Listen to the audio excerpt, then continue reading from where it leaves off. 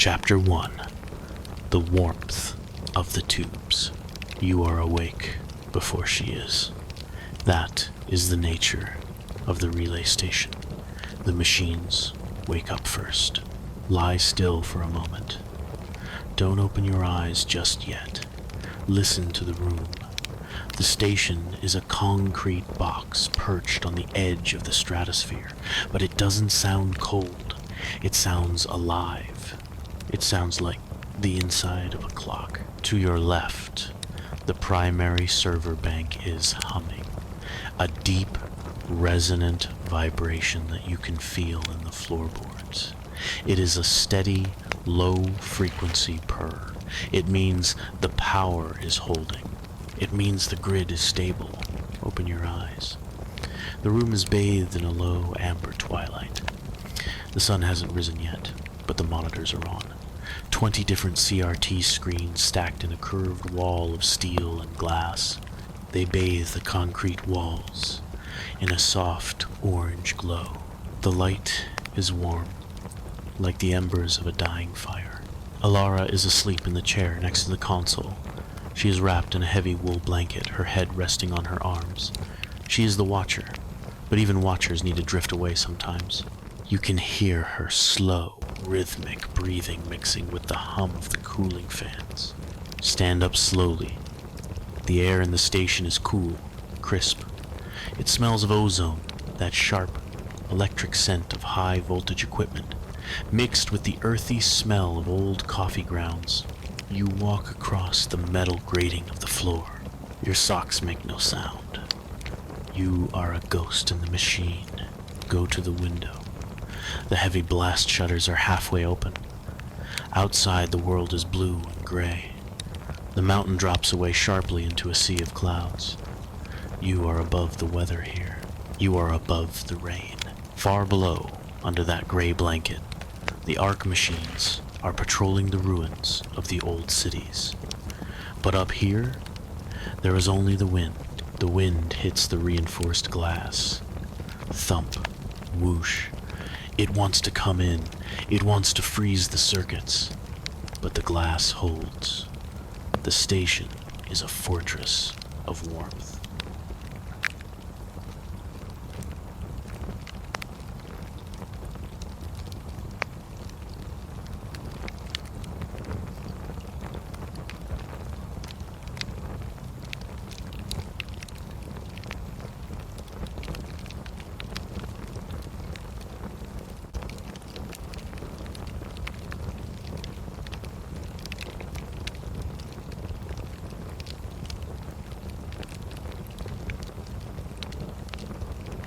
Alara stirs. The leather of her chair creaks. A dry, comfortable sound. She sits up, rubbing her eyes. She doesn't speak. In the relay, you don't need words. You have routine. She reaches out and flips a switch on the main console.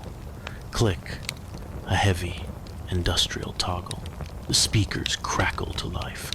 White noise. It sounds like rain, but it is the sound of the universe. It is the cosmic background radiation mixed with the scrambled transmissions of the droppers. Alara adjusts a dial. Her fingers are nimble, precise. She tunes the static. She shapes it. She turns the chaotic hiss into a smooth, rolling wave of sound. This is the morning forecast. She is checking the electromagnetic pressure. She points to the coffee maker in the corner. It is an old machine, salvaged from a diner decades ago, chrome and black plastic. You walk over to it. You engage the ritual. Pour the water. Listen to the glug, glug, glug as it fills the reservoir. Scoop the grounds. The smell is rich and bitter. It wakes up your senses. Press the button. The machine begins to gurgle. It is a wet, mechanical sound that contrasts with the dry hum of the servers. Steam rises, curling into the amber light of the monitors. You pour 2 cups. The ceramic is thick and heavy. You hand one to Alara. She wraps both hands around it, letting the heat soak into her palms. She nods. This is the start of the shift. Look at the main screen. The radar sweep is a green line that circles endlessly, round and round, like a hypnosis wheel. Beep.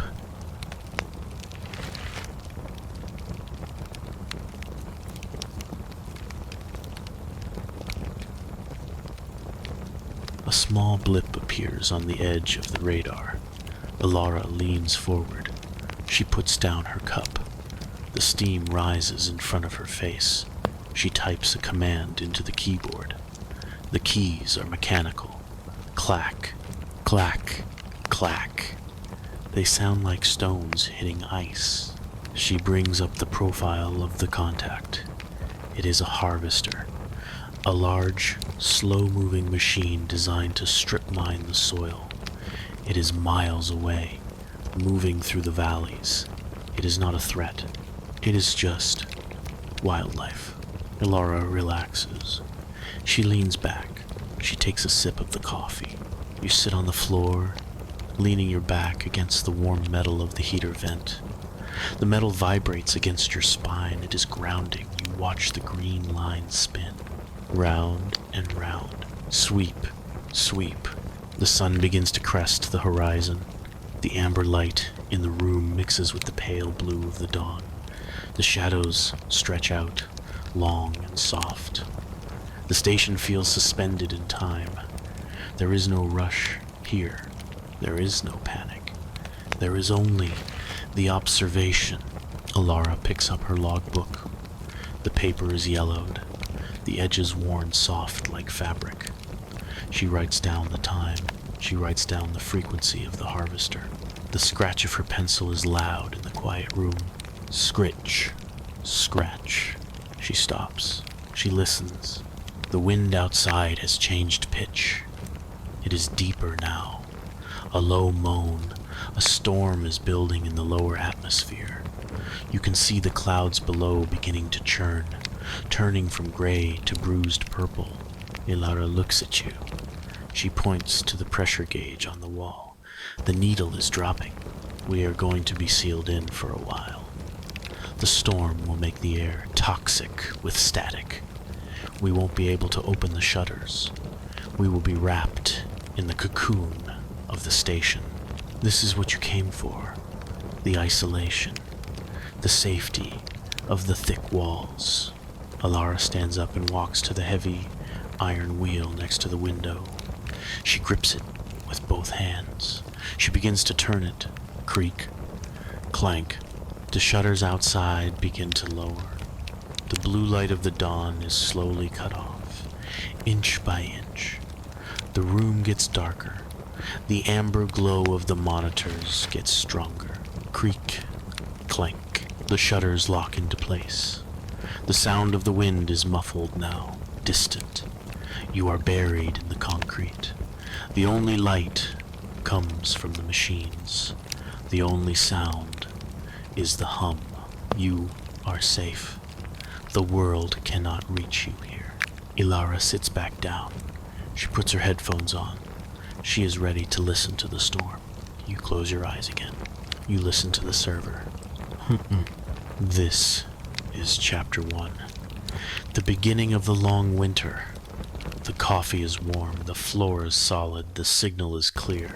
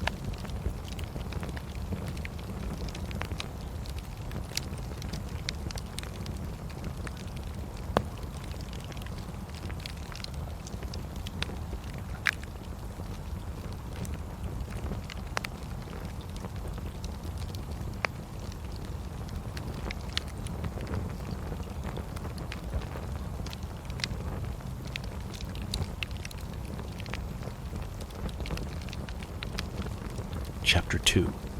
The Static Storm. The world has become small. An hour ago, you could see for miles.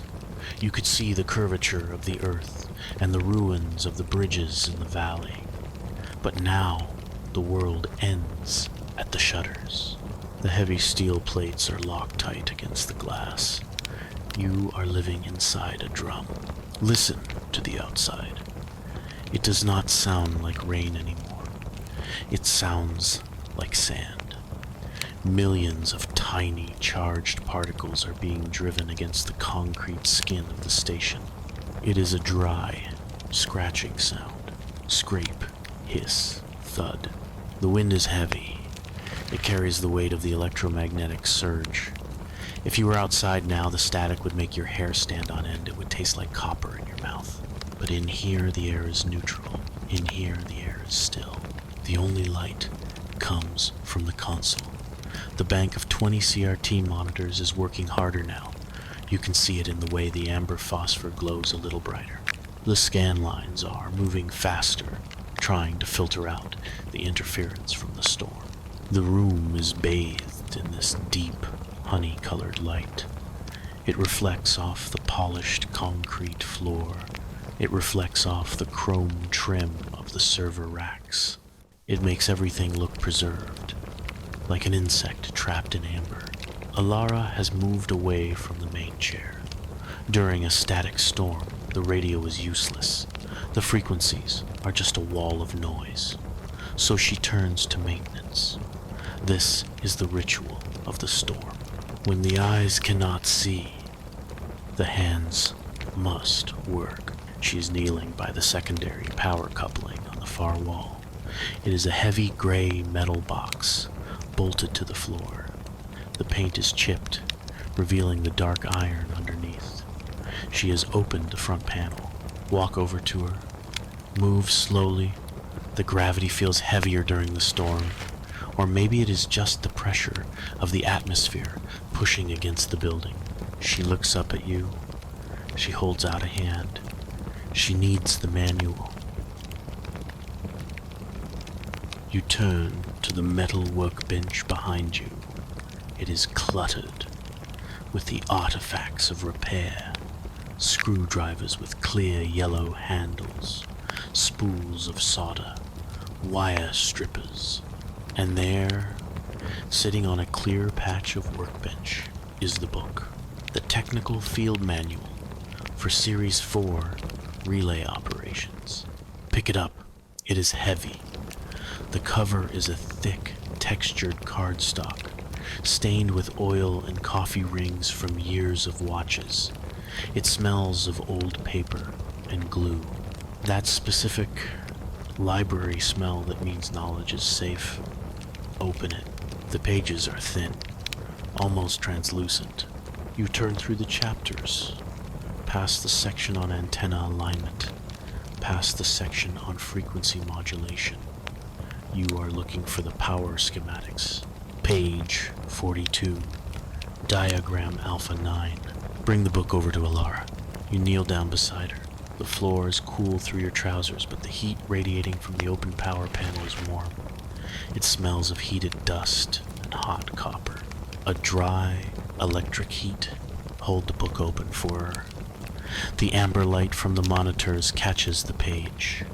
You can see the diagram clearly. It is a drawing of circuits and fuses, drawn with precise black lines. The text is small and typed in a rigid, blocky font. Fuse block C. Circuit breaker 4. Alara traces the line on the paper with her finger. Her nail is short and practical. She follows the line from the battery backup to the surge protector. Then she looks into the open machine. She points to a row of glass cylinders. Fuses. They are old technology. Simple, reliable. The Ark cannot hack a piece of glass and wire. She taps the third fuse from the left. It looks dark. The wire inside has melted, sacrificing itself to save the system from a power spike outside. She reaches in. Her movements are deliberate. She grips the fuse and pulls. It comes out with a soft pop. She holds it up to the light. The filament inside is broken. A tiny gap in the metal. She hands it to you. It is still warm. It feels smooth and fragile in your palm. A tiny relic of the storm. She points to the supply drawer on the bottom of the rack. You reach down. The drawer slides open on well-oiled rails. It is filled with small cardboard boxes. You find the one labeled 30 amp slow blow. You open the flap. Inside, the new fuses are nestled in cotton wool. You pick one out. It glints in the low light. Clean, clear, perfect. You hand it to Alara. She aligns it with the socket. She pushes it in. You hear the spring compress. Then a satisfying snap as it locks into place. The connection is made. Suddenly, the hum of the room changes. The deep vibration of the server rack rises in pitch. It becomes smoother, stronger. The flickering of the monitor steadies. The scan lines straighten out. The amber light becomes solid. Ilara nods. It is a small victory. The storm is raging outside, throwing gigawatts of energy at the mountain. But inside, the current is clean. The flow is regulated. She closes the panel door. Clang. She turns the latch. Click. She stays on the floor for a moment, leaning her back against the warm metal of the cabinet. She closes her eyes. She is listening to the station. She is like a doctor listening to a heartbeat. You sit down next to her. You close the manual. You run your hand over the cover, feeling the texture of the worn cardstock. You place it on the floor. For the next hour, there is nothing to do. The fuse is fixed. The course is steady. You look around the room. In the corner, the heater coil is glowing a dull red. It clicks softly as it cycles on and off. The air above it ripples with heat. It is fighting the chill of the storm, and it is winning. You watch the dust motes dancing in the light of the heater. They float in slow motion, up and down, up and down. They are unaffected by the wind outside. They are in their own microgravity.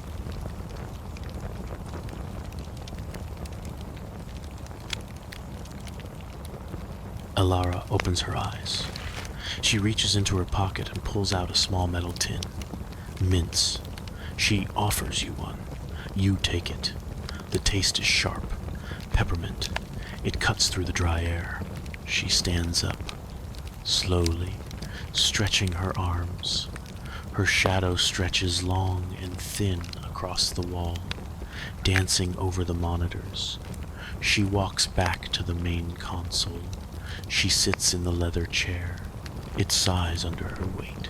She puts her headphones back on.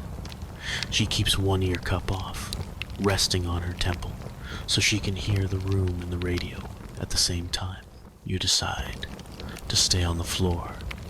It is comfortable here. You are grounded. You lean your head back against the server rack. You can feel the data moving through the cables behind you. The history of the resistance. The maps of the tunnels. The names of the survivors. It all flows through these wires, kept warm by the electricity. The sound of the storm against the shutters has become a rhythm now. It is no longer chaotic. It is a steady drumbeat. Thrum, thrum, hiss. Thrum, thrum, hiss. It is a white noise machine, size of a planet. You watch the green radar line on the main screen. Even through the interference, it keeps spinning. It is hypnotic. 12 o'clock, 3 o'clock, 6 o'clock, 9 o'clock. Nothing is out there. The storm has cleared the sky of machines. For now, You are the only two living things in the upper atmosphere. Alara picks up a pen. She taps it lightly against the desk. Tap, tap, tap. It matches the rhythm of the wind. You feel your shoulders drop. The tension in your jaw releases. The act of fixing the fuse has discharged the anxiety. You were useful. You maintained the sanctuary. Now, the station takes care of you. The smell of the heated dust is nostalgic. It smells like an old schoolroom. It smells like an attic in summer. It smells like safety. Your eyelids feel heavy. The amber light is not harsh. It is the color of a sunset that never fades. It signals the end of the day, even if it is morning. Time does not matter in the storm. You shift your weight, finding a softer spot on the canvas bag. You pull your knees up. You wrap your arms around them. You are a closed circuit. Listen to the hum. Listen to the wind.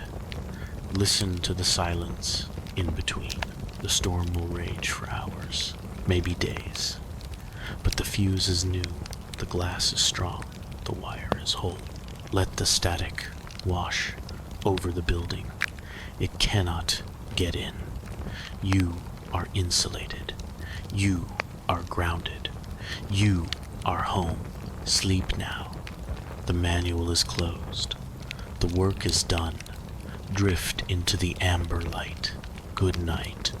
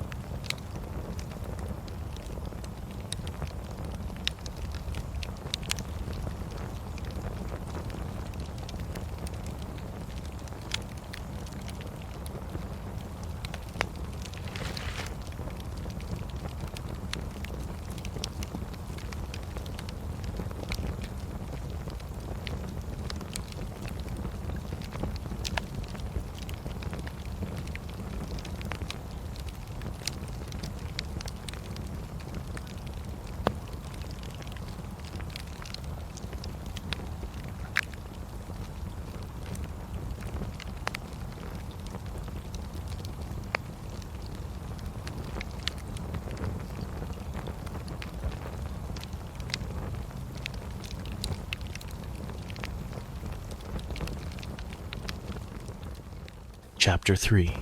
The Ghost Frequency. The storm has broken. It didn't end with a bang or a sudden flash of sunlight. It simply ran out of breath.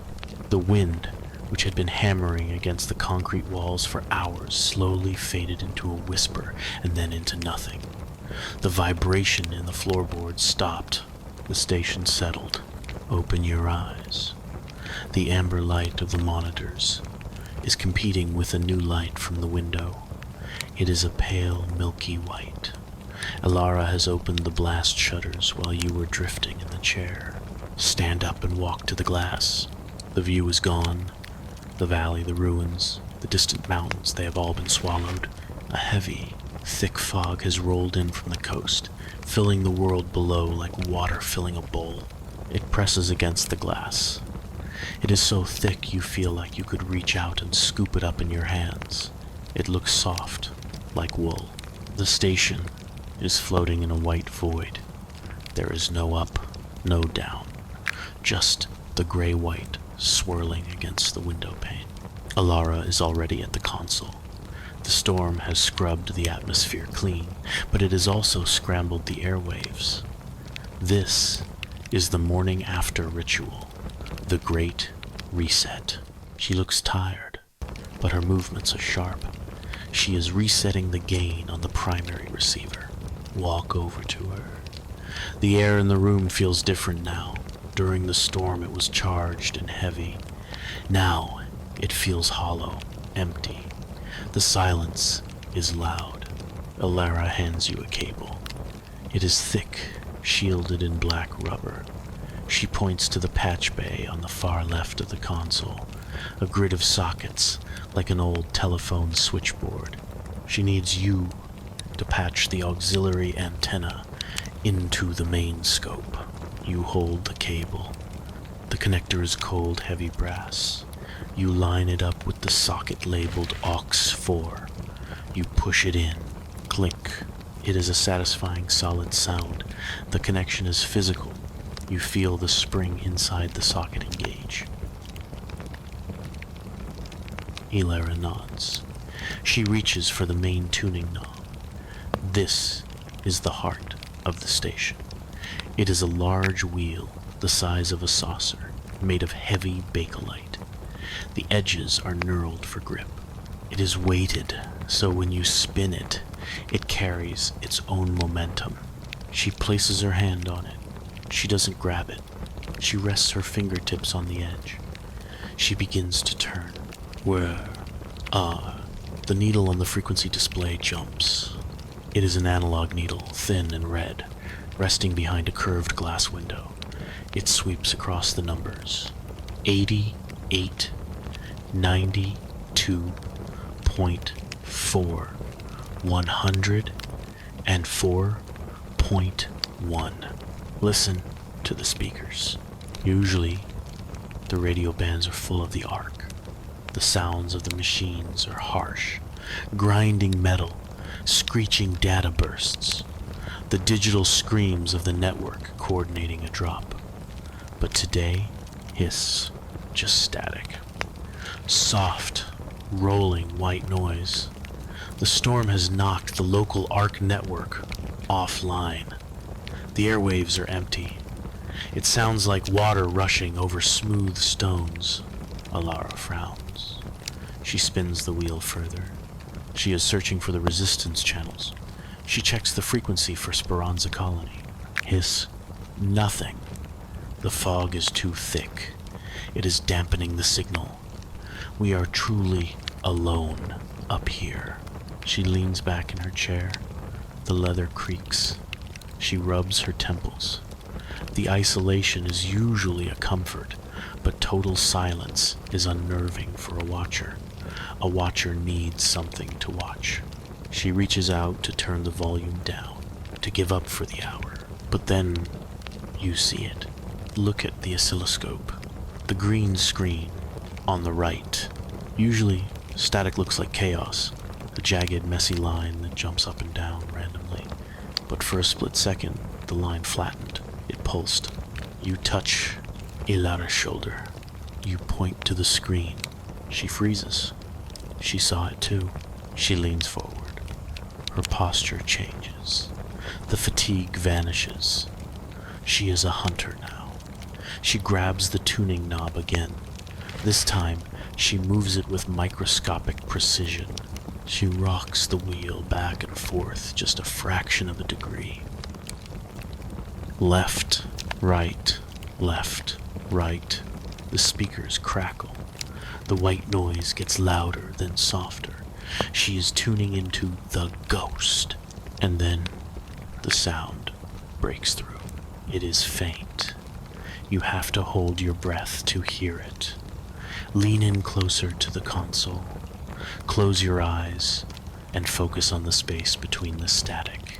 Thrum, pause, thrum, pause, thrum.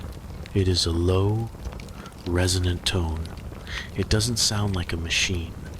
Arc machines sound angry. They sound like tearing metal. This sound is round. It is smooth.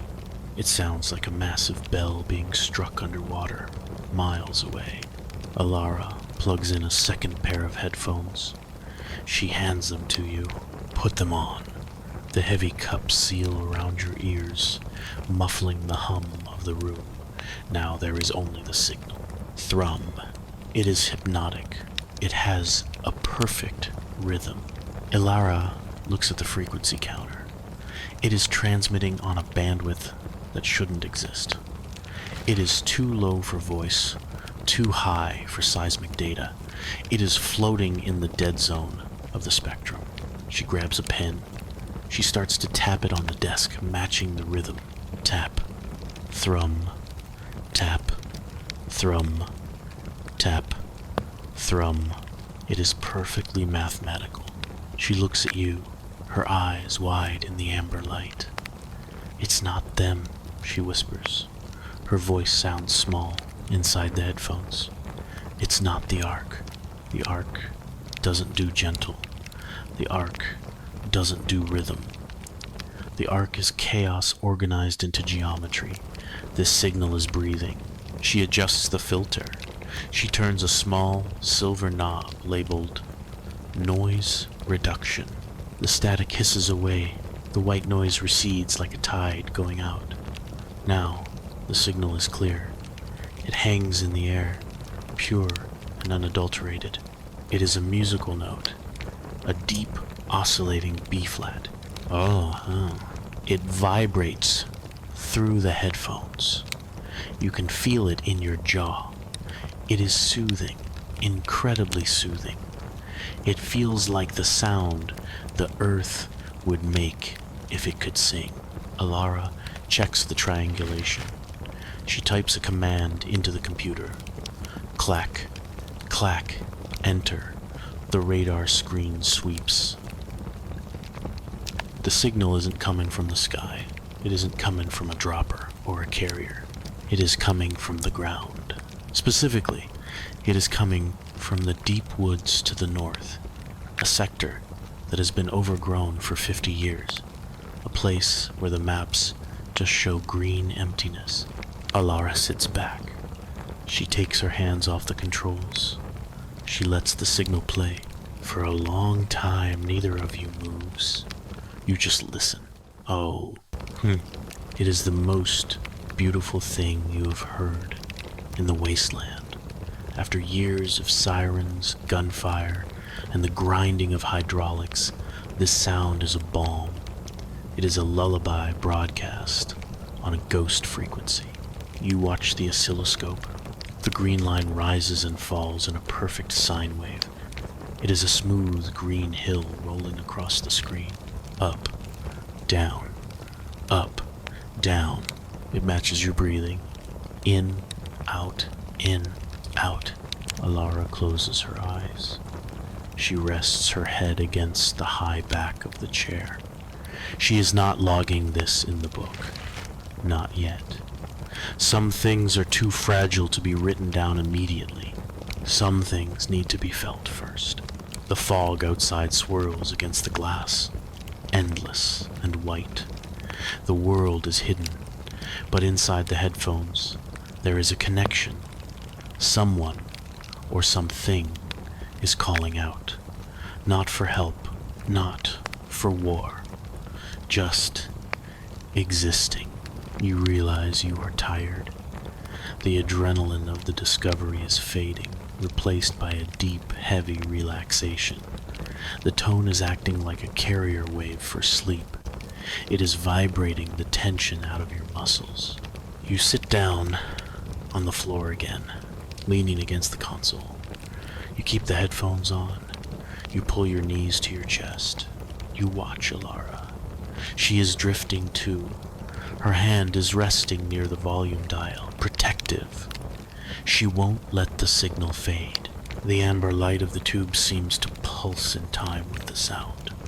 The whole room is synchronizing. Thrum, thrum. What is it? A dormant machine waking up? A secret bunker? A whale in the ocean of the air? It doesn't matter right now. Right now, it is just a sound. A beautiful, lonely sound in the fog. Let it anchor you. Let the static clear from your mind just like it cleared from the radio. Focus on the purity of the wave. There is no danger in the B-flat. There is only the frequency. Your eyes are heavy. The green line on the screen is blurring. The fog is holding the station in its hand. The signal is holding your mind. Listen. Drift. Sync. The dial is set. The lock is engaged. We are tuned in. Sleep now in the space between the static. Good night.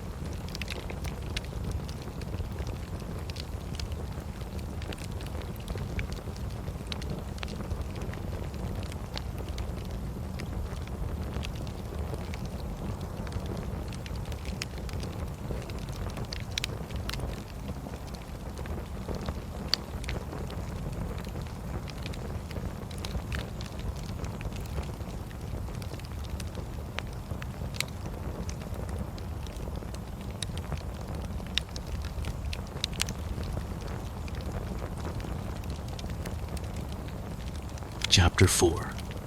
The Art of Packing. The signal is still there. It has been playing for hours now. A steady, rhythmic heartbeat in the room.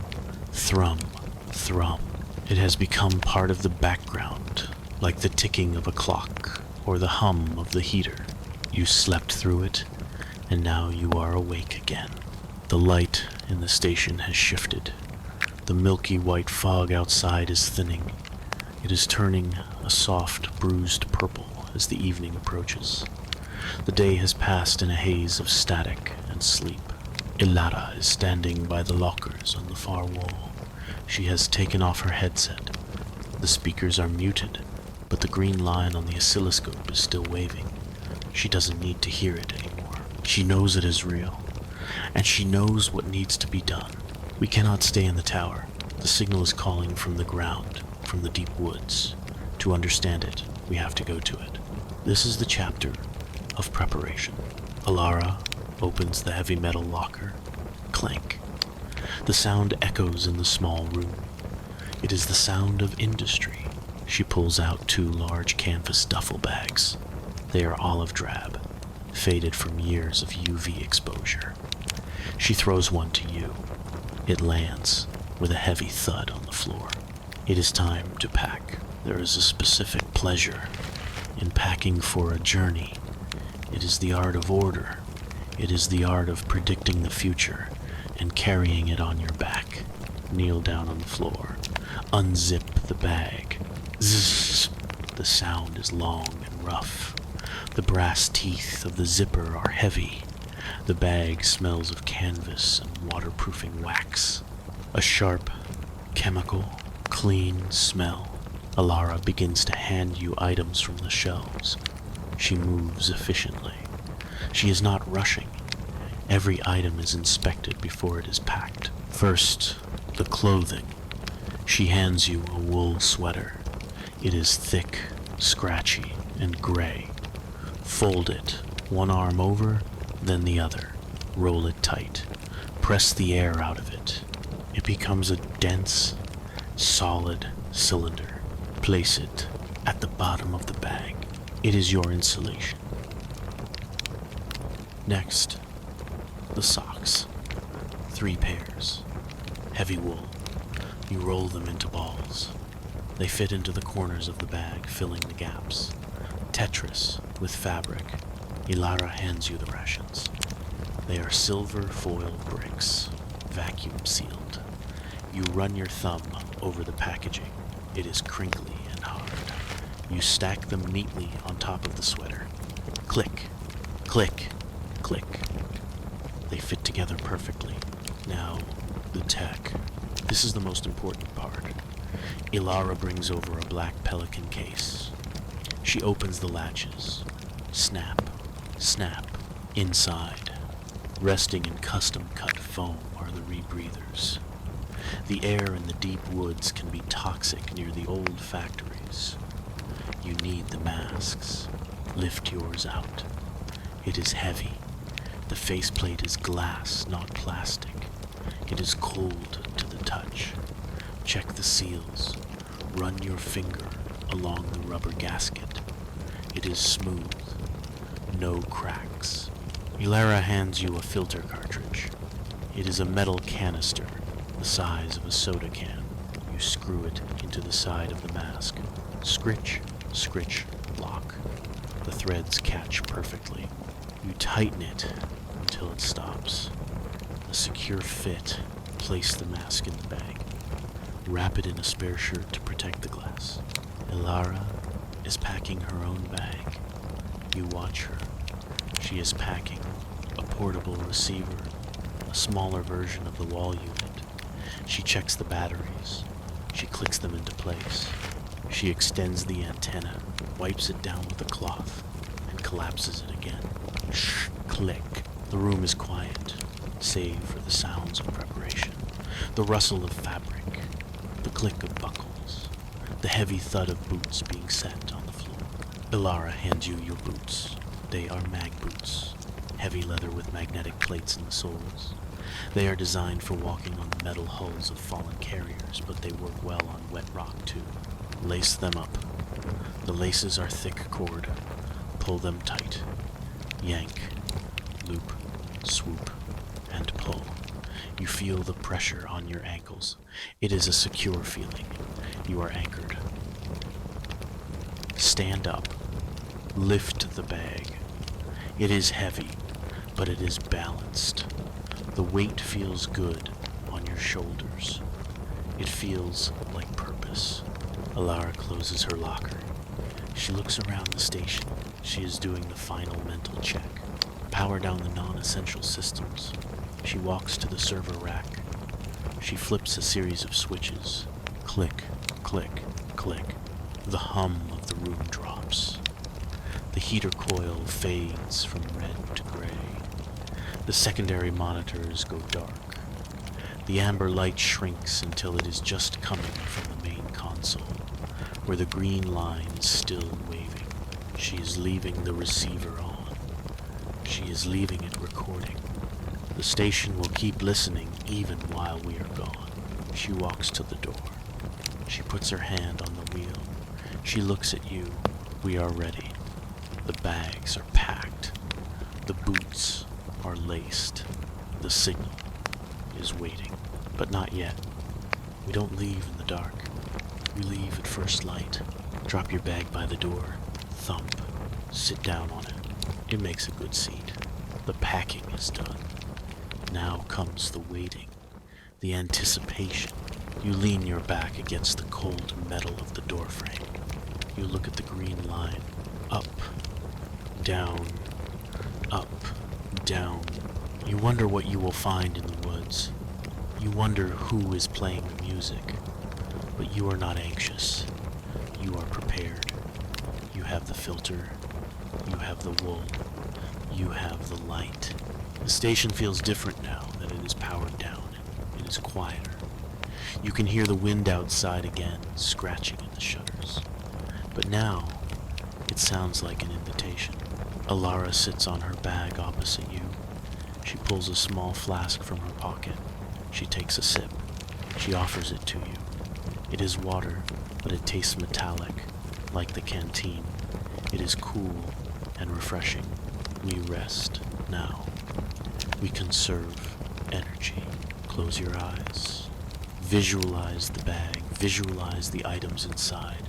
The sweater, the rations, the mask, the boots. Everything you need is right there. You are self-sufficient. You are a traveler. Let the satisfaction of a job well done settle over you. The chaos of the world is out there, but in here, everything is organized. Everything is folded. Everything is ready. Sleep for a few hours. When the light hits the shutters, we open the door. Rest your head on the canvas. The texture is rough, but it feels real. Wait for the dawn. Wait for the signal. Good night.